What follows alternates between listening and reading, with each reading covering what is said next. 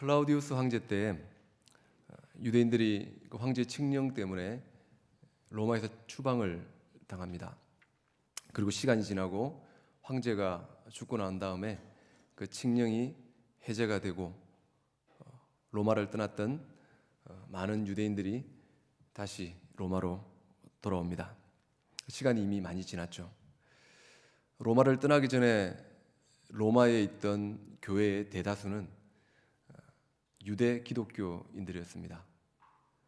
근데 큰 풍파를 겪고 다시 로마로 돌아가 보니까 소수밖에 되지 않았던 이방 그리스도인들이 이미 다수를 차지하고 있고 그들이 기득권을 가지고 교회를 지키고 있었던 겁니다. 자, 그래서 이방 기독교인들과 이전에 주도권을 가지고 있었던 기득권을 가지고 있었던 유대 그리스도인들 사이에 갈등과 반목이 심화가 되었습니다. 근데 이 갈등이 좁혀지는 것이 아니라 시간이 갈수록 더 심해지는 겁니다. 그래서 큰 어려움을 겪고 있는 그 상황 가운데서 바울은 그 문제를 해결하기 위해서 오늘 이렇게 펜을 들게 됩니다. 여러분 잘 아시는 것처럼 로마서를 크게 두 부분으로 나누게 되면 1장부터 오늘 12장 그 앞부분 11장까지 죄인인 인간이 어떻게 의롭다함을 받을 수 있는가, 쉽게 말해서 어떻게 구원을 받는가라는 내용이고, 그리고 오늘 12장 이후 부분은 두 번째 부분으로 그렇다면 구원받은 주님의 백성들은 어떻게 살아야 하는가, 율법의 행위가 아닌 믿음으로 구원을 받은 우리가 어떻게 살아야 하는가, 삶의 원리들, 실질적이고 현실적인 부분들을 던져주고 있습니다.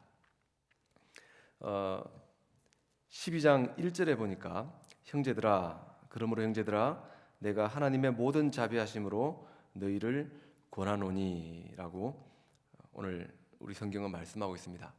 제가 그 다른 번역본을 찾아보다가 재밌는 번역이 있어서 제가 한번 읽어드리겠습니다. 12장 1절 이렇게 시작합니다. 그러므로 나는 여러분이 이렇게 살기를 바랍니다. 하나님께서 도우실 것입니다.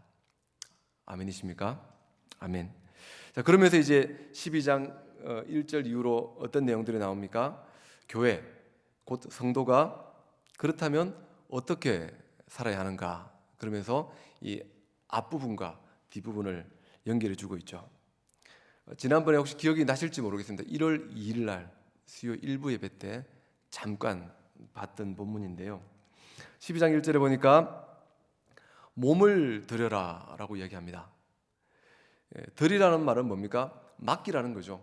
그러니까 소유권을 네가 가지고 있지 말고, 너 몸을 너가 주장하지 말고 너의 소유권을 그분한테 맡겨라, 드리라는 겁니다. 여기서 말하는 몸은 단순히 그 바디를 이야기하는 것이 아니라 우리의 인격, 전인격, 우리의 삶, 우리의 하루하루, 우리의 말, 우리의 생각, 우리의 행동들, 우리의 인생, 우리의 일생, 삶의 모든 영역을 이야기하는 겁니다. 그러니까 우리의 모든 삶의 영역을 주님께 드려라라는 거죠. 어떻게 해요? 제물로 드리라는 겁니다. 제물. 여러분, 제물은 뭡니까? 살아있으면 제물이 안 됩니다. 산 것을 죽여서 제물로 드리는 겁니다. 그런데 오늘 12장 1절에서는 어떤 제물을 드리라 그럽니까? 산 제물로 드리라는 거예요. 살아가는 삶 자체를, 우리의 인생들, 우리의 삶, 살아있는 그 인생, 일상의 삶을 산채로 주님께 드리라는 겁니다. 근데 어떤 산제물로 드리라는 겁니까? 거룩한 산제물로 드리라고 이야기합니다. 이 거룩이라는 말은 여러분 잘 아시는 것처럼 구별되다라는 뜻이잖아요. 그러니까 우리가 비록 우리는 이 세상 가운데 살고 있지만, 이 세상 속에 발을 딛고 서 있지만, 이 세상과는 구별된 그러한 존재로 살아가야 된다는 겁니다.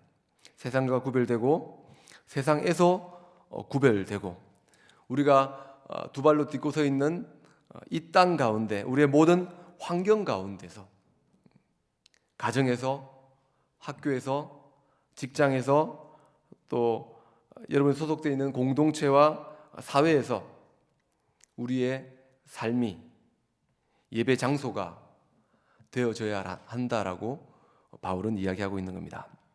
사랑하는 성도 여러분, 우리가 서 있는 공동체 가운데 여러분이 소속되어 있는 가정과 직장과 학교와 혹은 어떤 모임이든지 여러분이 두 발로 딛고 서 있는 그곳이 우리의 예배 장소가 된다는 사실을 믿으시기 바랍니다. 이것이 바로 삶의 예배가 되는 것입니다. 삶으로 드리는 예배라는 거죠. 제한된 장소와 제한된 시간 내서 또 믿는 사람들끼리 모여서 찬양하고 기도하는 것도 물론 예배이지만 주님이 원하시는 것은 구원받은 우리가 율법의 행위가 아닌 믿음으로 구원받은 저와 여러분들이 어디에 서든지 어디에 가든지 누구를 만나든지 어떤 음식을 먹든지 그곳이 또 그 행위가 또 그 모임 자체가 예배 장소고 예배라는 사실을 기억하시기를 바랍니다. 그런데 오늘 우리는 어떤 삶을 살고 있는가 한번 저도 마찬가지고 한번 고민했으면 좋겠습니다. 나는 과연 내 삶의 장소에서 내 몸을 주님께 드리고 있는가? 나는 그분 앞에 제물로서 드려지고 있는가? 산제물로 나의 삶을 그분 앞에 드리고 있는가? 여러분 어떠십니까? 혹시 죽은 제물로 그분 앞에 얼굴만 비치고 다른 곳으로 서 있지는 않습니까? 여기까지가 지난번 1절 2절을 정리했다고 한다면 자, 오늘 3절부터 바울은 고백합니다. 우리 3절을 같이 한번 보겠습니다. 시작. 내게 주신 은혜로 말미암아 너희 각 사람에게 말하노니 마땅히 생각할 그 이상의 생각을 품지 말고 오직 하나님께서 각 사람에게 나눠주신 믿음의 분량대로 지혜롭게 생각하라. 아멘. 3절에서 바울은 내게 주신 은혜로 말미암아, 표준 세번역에 보니까 나는 내가 받은 은혜를 힘입어서라고 번역이 되어 있더라고요. 우리 자막을 같이 한번 3절 우리 다른 번역의 자막을 같이 한번 보겠습니다. 시작. 나는 내가 받은 은혜를 힘입어서 여러분 각 사람에게 말합니다. 여러분은 스스로 마땅히 해야 하는 것 이상으로 생각하지 말고 하나님께서 각 사람에게 나눠주신 믿음의 분량대로 분수에 맞게 생각하십시오. 아멘.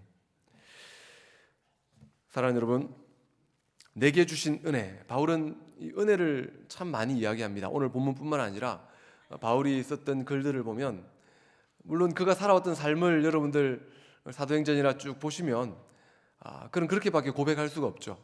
나의 나된 것은 오로지 주님의 은혜뿐이었다라는 고백. 여러분, 내가 받은 은혜, 내게 주신 은혜. 여러분, 믿음이 뭘까요? 저도 지금도 어리지만 이전에는 믿음 그러면 주여 믿습니다, 그죠? 그리고 정말 나는 할 수 있습니다. 당신만 있으면 나는 뭐든지 할 수 있습니다. 주님과 함께라면 못할 것이 없습니다. 그러니까 내가 할 수 있는 것 정말 조금 포장해가지고 영적인 배기, 영적인 박력, 믿음, 내가 할 수 있고 내가 못하는 것이 없고 이것을 믿음이라고 제가 착각을 했던 적이 있습니다. 근데 요즘 말씀을 묵상하면 묵상할수록 내가 무엇을 할 수 있느냐가 믿음이 아니고 내가 할 수 있는 그 무엇인가가 믿음이 아니고 내가 할 수 없는 것 있죠. 주님, 저는 할 수 없습니다. 주님, 제가 이거밖에 되질 않습니다. 제가 왜 이러죠? 저는 아닌가 봐요. 이것이 믿음이더라는 거죠. 그분의 은혜를 구할 수밖에 없는 삶, 그것이 믿음의 삶임을 기억하시기 바랍니다. 혹시 여러분들이 지금 처해 있는 상황이 어떤지는 모르겠습니다. 그런데 혹시라도 나의 이 어려운 현실, 힘든 상황 때문에 혹시 주님을 원망하고 있지 않습니까? 내가 할 수 없는 게 믿음이라니까요. 내가 할 수 있습니다. 이것은 어떻게 보면 위험한 자만일 수 있다는 거죠. 내가 할 수 없기 때문에 주님께 무릎 꿇을 수밖에 없고, 내가 연약하기 때문에 주님 앞에 나갈 수밖에 없는 것, 이것이 주님이 원하는 거죠. 내가 할 수 있고 내가 뭐든지 정말 할 수 있을 것 같다는 마음이 들면 어느 순간인가 주님이 서 계셔야 할 자리에 나의 의가 차지하고 있는 경우들을 자주 보게 됩니다. 사랑하는 여러분들, 바울처럼 그분의 은혜를 구할 수밖에 없는 삶, 오늘 이 시간 또 앞으로 남은 한 주간의 시간들도 내게 주신 은혜, 내가 받은 은혜를 힘입어서 세상을 살아가는 저와 여러분들 되시기를 주님 이름으로 축복합니다. 믿음의 사람은 하나님 앞에 겸손할 수밖에 없더라는 거죠. 자칫 우리의 영적인 패기, 포장된 자신감들이 하나님 앞에서 믿음 없음으로 인정받을 수 있음을 여러분 기억하시길 바랍니다. 그리고 믿음 있는 사람의 두 번째 특징이 뭐냐면 감사합니다. 어떤 사람이 믿음 있는 사람이라고요? 내가 할 수 없습니다. 그러니까 내가 할 수 없으니까 기도할 수밖에 없죠. 그분의 긍휼을 구할 수밖에 없습니다. 그렇게 해서 기도의 응답이 이루어졌을 때 우리는 감사할 수밖에 없죠. 근데 내 힘으로 뭔가 하려고 하는 사람들은 감사보다는, 그죠? 자, 오늘 본문으로 돌아가서 마땅히 생각할 그 이상을 생각하는 사람들이, 오늘 아까 우리 잠깐 표준 세번역에 봤을 때는 그 번역본에서는 마땅히 해야 하는 것 이상으로 생각하는 사람들이 아마 로마 교회에 있었던 것 같습니다. 그 문제를 정확하게 바울은 밝히고 있지는 않지만은 계속되는 바울의 글 속에서 직분과 은사에 관한 무질서가 그들 안에 있었다는 것을 우리는 짐작할 수가 있습니다. 오늘 성경으로 돌아가가지고 6절 한번 볼까요? 6절 시작. 우리에게 주신 은혜대로 받은 은사가 각각 다르니 혹 예언이면 믿음의 분수대로, 혹 섬기는 일이면 섬기는 일로, 혹 가르치는 자면 가르치는 일로. 8절입니다. 시작. 혹 위로하는 자면 위로하는 일로, 구제하는 자는 성실함으로, 다스리는 자는 부지런함으로, 긍휼을 베푸는 자는 즐거움으로 할 것이니라. 그리고 또 14절에 보니까 너희를 박해하는 자를 축복하라. 축복하고 저주하지 말라.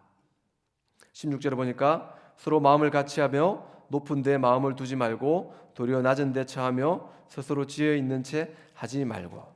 14장 3절에 보니까 먹는 자는 먹지 않는 자를 업신여기지 말고 먹지 않는 자는 먹는 자를 비판하지 말라. 이는 하나님이 그를 받으셨음이라. 아멘. 아마 이렇게 쭉 이야기들이 나오는 거 보니까, 바울이 실례를 드는 걸로 보니까 아마 로마 교회에 이러한 현상들이 많이 일어나고 있었던 것 같습니다. 마땅히 생각할 그 이상을 품지 말고 자기 자신의 부족함을 정확히 알게 될 때에 여러분, 교회는 하나가 됩니다. 언제 교회에서 소리가 커지고 교회에 다툼이 일어나고 싸움이 일어납니까? 내가 은혜 받은 자다, 나는 은혜 받은 자다, 나는 은혜 받은 사람이야 라고 하는 이 마음이 높아질 때요. 처음에 예수를 믿고 구원의 감격으로 정말 교회 문턱만 넘어도 눈물이 나던 때가 있었습니다. 나 같은 죄인을 주님이 어떻게 어떻게? 여러분들 행복하십니까? 행복하시죠? 제가 주책인데 한 새벽 3시 반 정도에 이제 눈을 뜹니다. 그러면 가끔 가다가 잠들어 있는 저희 아이들하고 같이 사는 자매의 모습을 보면서 제가 정말 울컥한 적이 몇 번 있습니다. 제가 제 과거를 다 말씀드리지는 않겠습니다만 그냥 우리 아이가 잠들어 있는 모습만 봐도 와, 미치겠는 거예요. 예, 잠자고 있는 아내의 모습만 봐도 와, 정말 미치겠는 거예요. 어떻게 내가 이런 가정을 꾸리고 살 수 있는가? 예, 이러한 우리의 은혜 받은 자다라고 하는 마음이 높아질 때 우리는 어떻습니까? 신앙의 연수가 길어지고 또 교회에 내가 맡은 일들이 많아지고 이럴 때 어떻게 됩니까? 예, 자기의가 나타나고 내가 가진 또 내가 받은 은혜 생각하지 않고 마땅히 해야 하는 것 이상으로 생각하고 교만해지는 그런 모습들을 보게 됩니다. 3절 하반절에 보니까 믿음의 분량대로 지혜롭게라고 말씀하고 있는데 표준 세번역에는 보니까 믿음의 분량대로 분수에 맞게라고 번역합니다. 바울은 이 말로 당신의 교회 내에 믿음의 분량, 믿음의 정도라고 하죠. 믿음의 정도가 성도들마다 다 달랐다는 거죠. 근데 그런 것들 보면서 인정하라는 거죠. 왜 당신은 이거밖에 안 됩니까? 예수를 10년 정도 믿었으면 이 정도는 돼야 되지 않습니까? 구원의 확신이 있는 사람이라면 이 정도는 돼야 되잖아요. 물론 대놓고 이야기하지 않지만 우리가 판단하잖아요.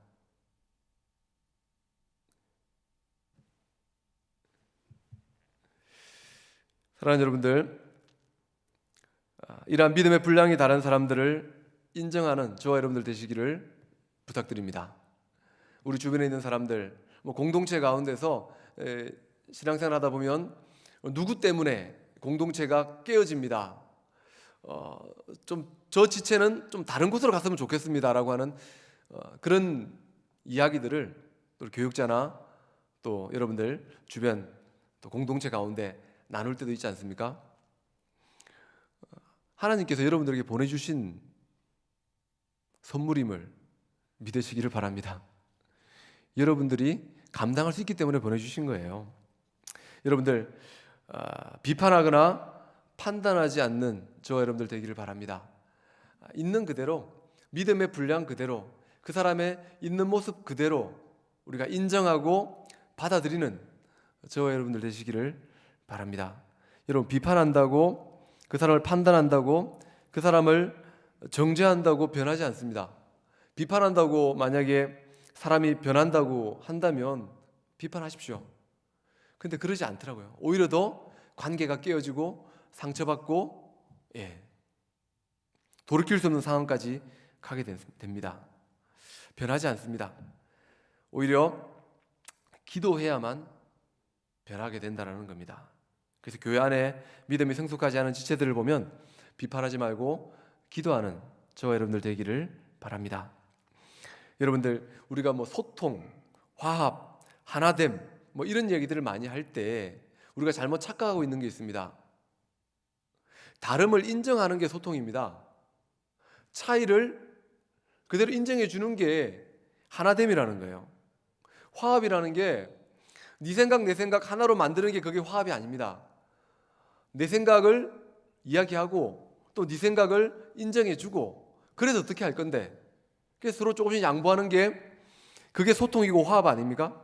다름을 인정해 주고 존중해 주는 게 소통이고 화합입니다. 그런데 언제부턴가 교회 내에서 나랑 생각이 다르면 신앙이 다른 거예요.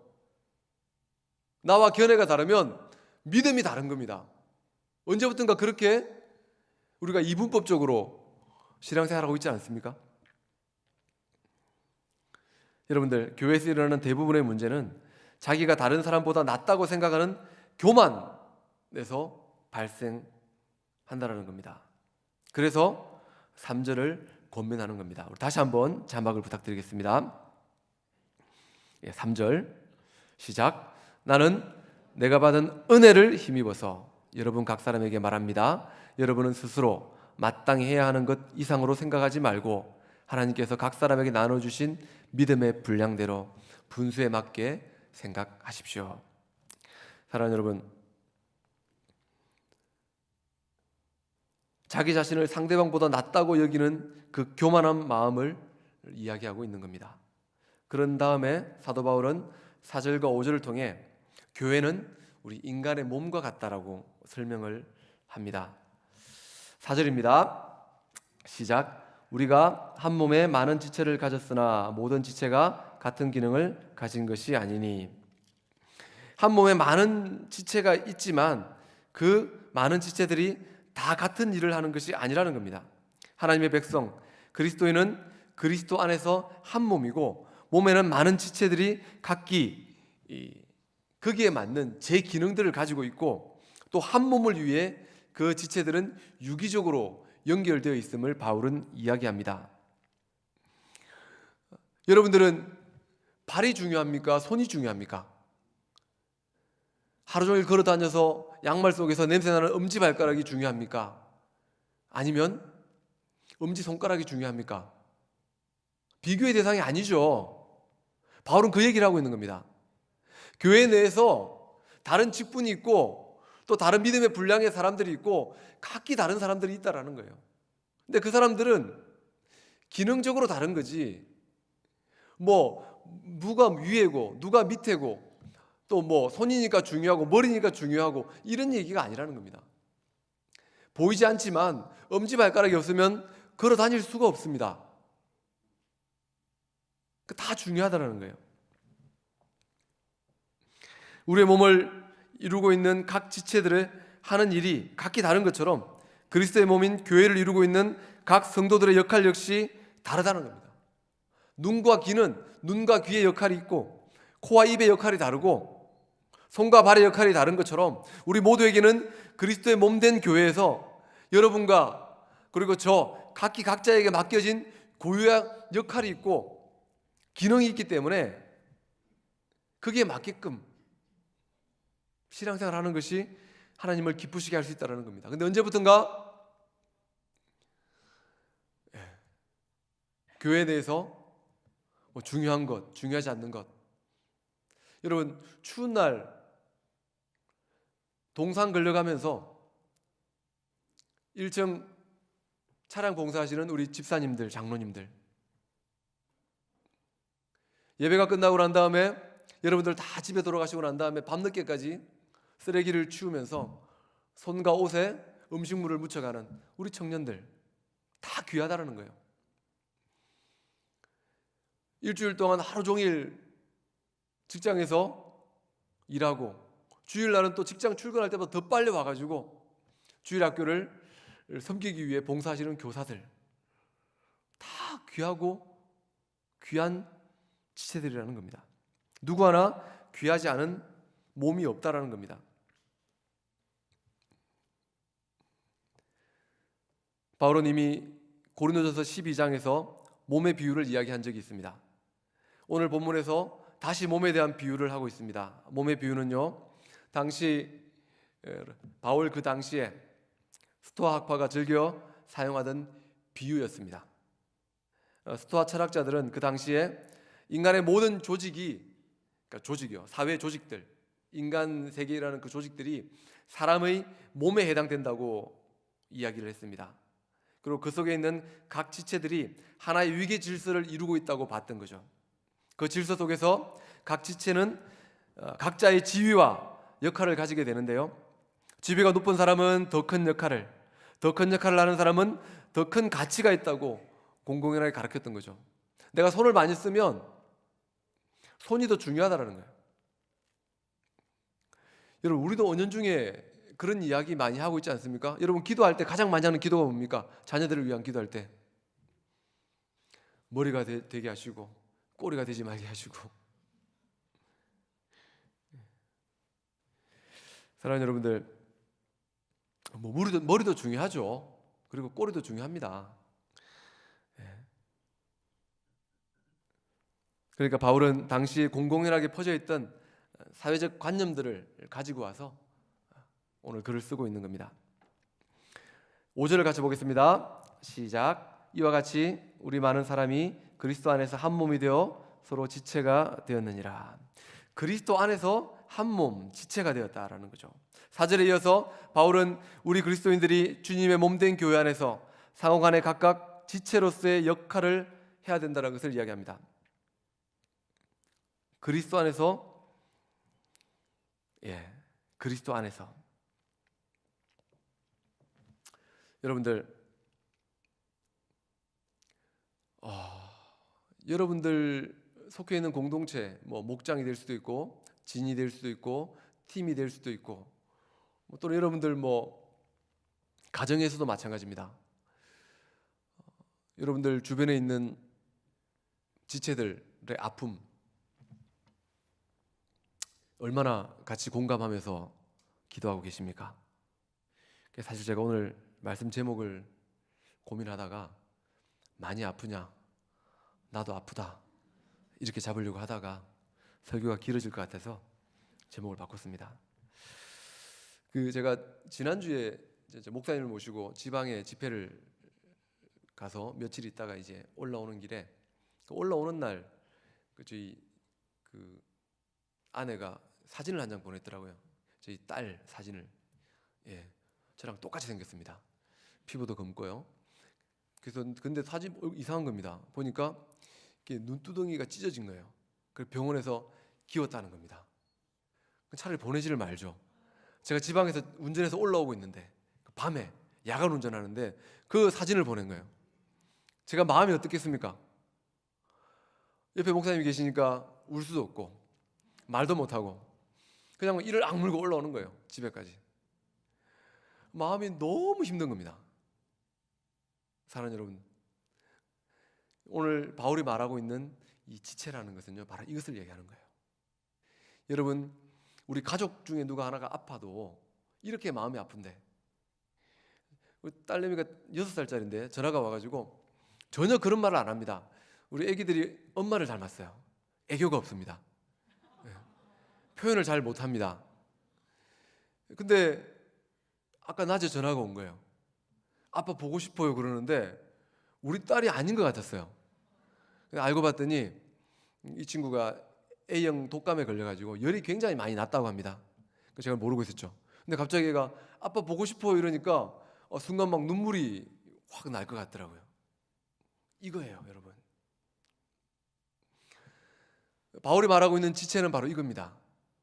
다르게 생각할 거 없습니다. 지체 그러니까 팔, 다리. 여러분 지금 제가 손에 못이 찔렸는데 아프지 않으면 둘 중에 하나죠. 이 찔린 손이 내 손이 아니거나, 그죠? 아니면 신경에 이상이 있거나 둘 중에 하나죠. 건강한 몸이라면 찔리면 바로 아픕니다.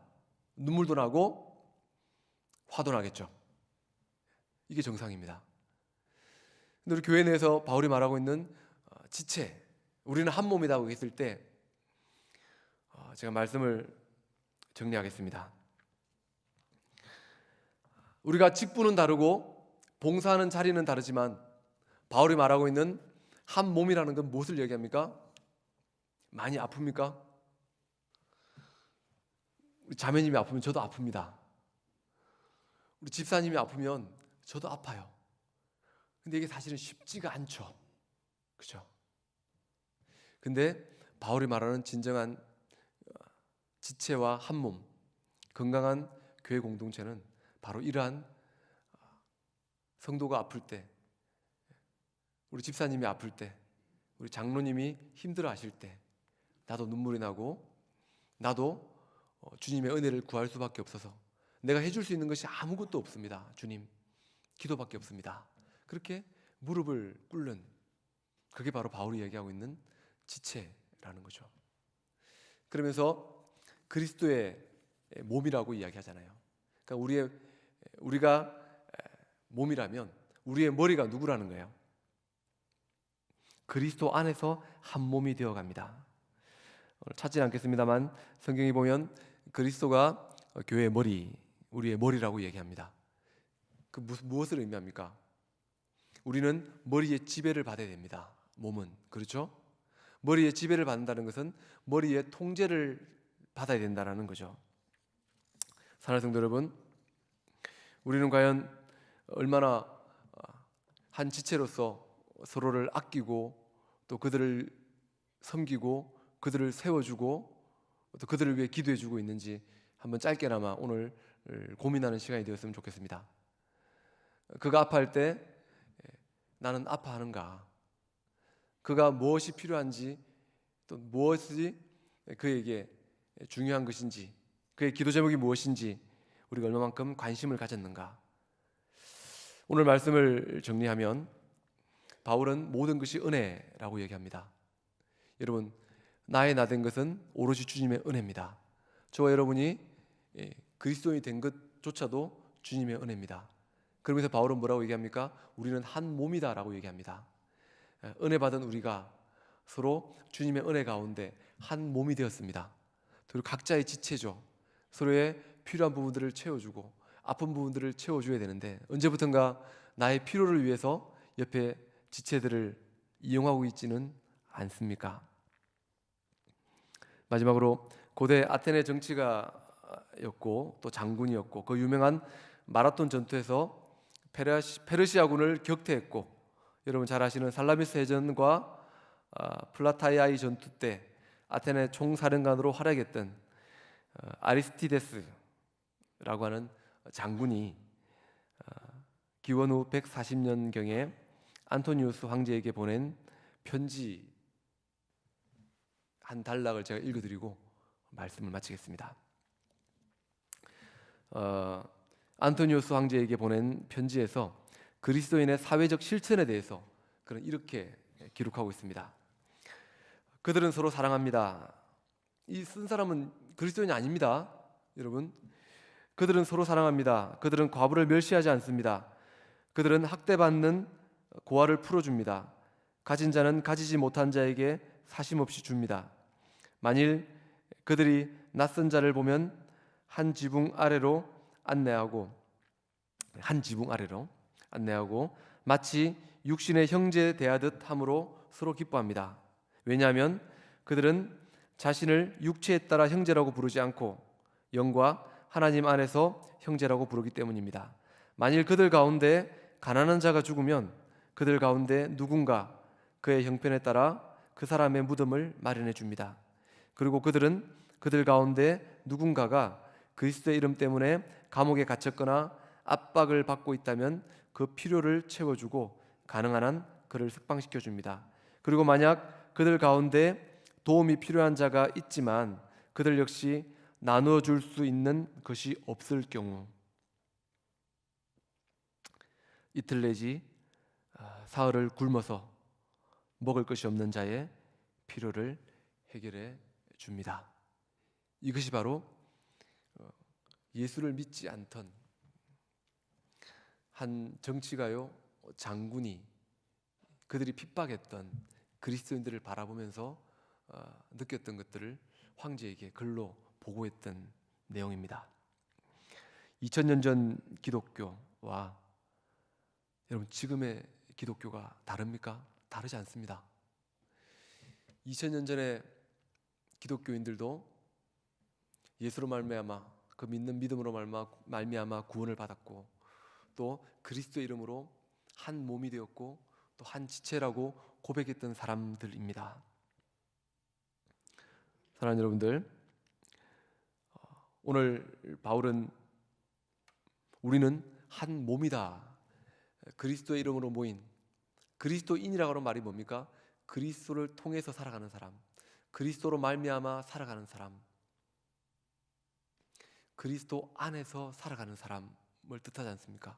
그렇게 예수의 이름으로 우리가 공동체 하나가 된 우리가 바울의 고백처럼 한 몸이 되어서 서로가 서로를 돌아보고 서로의 필요를 채워주고 서로의 기도 제목들을 나누고 그들을 위해 기도해주는 저와 여러분들 되시기를 다시 오실 주님의 이름으로 간절히 부탁드립니다. 우리 시간 오늘 말씀을 생각하면서 같이 기도하시다가 자유롭게 돌아가시겠습니다.